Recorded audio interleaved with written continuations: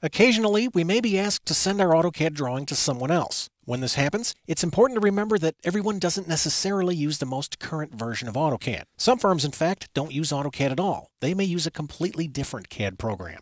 Let's look at how we can save our drawings for clients who may not be using the same software as we are. On my screen, I have a drawing of a commercial site plan. Let's say that I'm a civil engineer, and I need to send this drawing to an architect such that they can do the landscaping design around this parking lot. Let's also say that the architect is not using a current version of AutoCAD.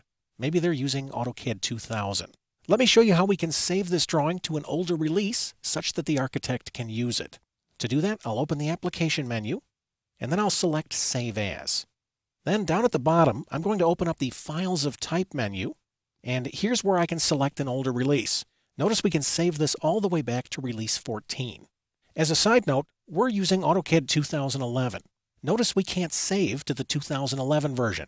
That's because technically there is no 2011 version. Historically, AutoCAD changes their file format about every 3 years, and it last changed in 2010. So even though we're using AutoCAD 2011, each time we save, we're saving as the 2010 release. Take a look at the bottom of the menu. Notice we can also save our drawings as a DXF file. DXF stands for Drawing Exchange Format, and you would select this format if your client is using a CAD program other than AutoCAD, because just about every CAD package can open a DXF file. Now, my client is using AutoCAD 2000, so I'll select this, and I'd like to save this file to my desktop. I'm also going to add a suffix to the file name. I'll put -2000, and now I'm ready to click Save. Now, before I click this, it's important to note that there are several features that exist now that didn't exist in older releases.